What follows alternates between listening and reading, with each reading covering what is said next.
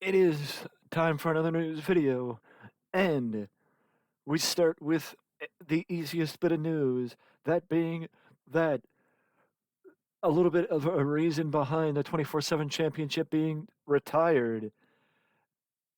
And it seems, based on what we've been told, what news has been brought out, that not many people are surprised that the 24/7 title got retired because after Triple H took over back in July, the title had not been featured as prominently on Raw or on television as it had been under the Vince McMahon regime. So some people were not very surprised when the title did get retired because of the fact that the title had not been as prominently featured under Triple H as it had been under Vince McMahon. And it seemed like under Triple H that the title was going to be more of a uh, what's the word? More of a tool for the house shows than a tool for actual programming. But a lot of people were not surprised when the title got retired. I do think that there was a lot of potential left on the table for the 24/7 title. I think it was giving people like Dana Brooke and Tamina and R Truth and people like that the opportunity to actually do something and be featured on television. That is, of course, before R Truth and other veterans were starting to be featured on NXT and looked at as people to go help down on NXT. So what I would say is it was a benefit, but then they found a different way to use those talent and to help them assist the company as best as they can. Because it was also the fact that after a certain point, how many times can Truth actually win that title? You know what I mean? After a certain point, you got to say that either you let other people win the belt, because I think that the potential went away when Riddick Moss or Madcap Moss was supposed to be held the title and could have had a longer reign with the championship, but was basically given 5 minutes with the belt, and then it went back to how it was before Riddick Moss, with R Truth being the champion and nobody else really having an opportunity to be the champion outside of Truth and Drake Maverick. But once Drake Maverick was gone, basically the status of the title changed, in my opinion. Another bit of an update: there is rumors that SmackDown and the status that SmackDown is, it's not reaching the potential that Fox hoped. So it might be possible that SmackDown may not be making enough money to justify Fox renewing the company or renewing the show the next time the product is up for uh that the company has that program up for renewal. I'm not saying that SmackDown is not doing well. It's just the fact that the best way to put it is WWE was at a certain point of consistency under Vince where basically the expectation was high ones, low twos, occasionally twos for the broadcast, and you didn't expect anything else. You didn't expect where it was during the Attitude, like where it was during the Ruthless Aggression era. You didn't expect like high numbers. You just expected numbers and around the same every week on a week to week basis for SmackDown and Raw. But now that, like, wrestling wise, things are changing, and in my opinion, especially for SmackDown, things have gotten better. Raw, Raw's gotten better too, but SmackDown is more prevalent of having some of the best programming that the WWE has put together in years on that brand specifically, because SmackDown was always the secondary brand compared to Raw. But there was one thing that somebody said, that it seemed like once, with the amount of money that Fox was willing to invest in SmackDown, it seemed like WWE was going to try and make SmackDown the premier brand and Raw the secondary brand. But then that was almost an insult to the USA Network, that WWE wanted to discount USA, that the WWE wanted to discount Raw in favor of SmackDown, but at the same time, it's like you have a brand split. Why would you need to discount one of the brands?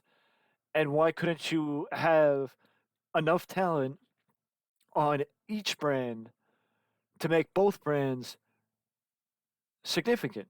You know what I mean? And it's just like, for whatever reason, WWE did not see that as something that they needed to do or something that they were capable of doing as far as SmackDown and Raw was concerned.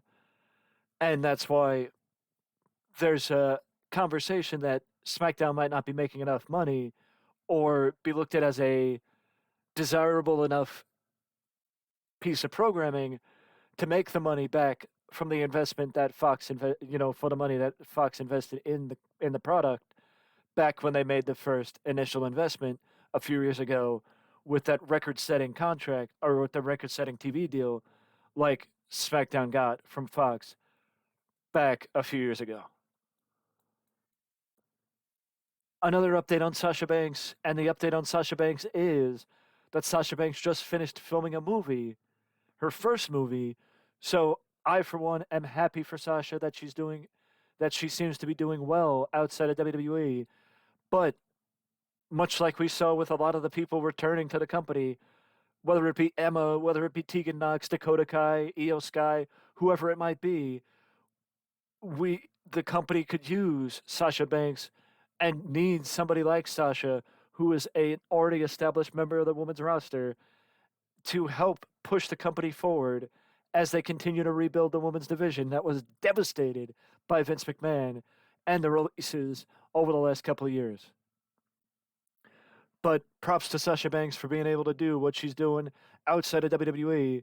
And I do hope that she's doing well, but I also hope that maybe one day we see Sasha back in the WWE. Another small bit of news, and I mean, you could also call it an update. Call it news, call it an update.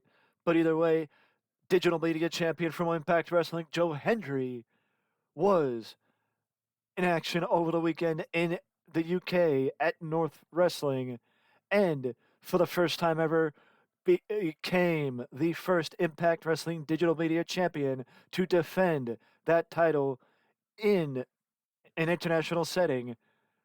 And of course, I would guess, or I would gather, Joe Hendry was able to retain the title and stay the Impact Wrestling digital media champion in the UK this weekend. It is good to see that Impact Wrestling is allowing their talent to defend the titles elsewhere outside of the company and bring some more notoriety and international attention to Impact Wrestling.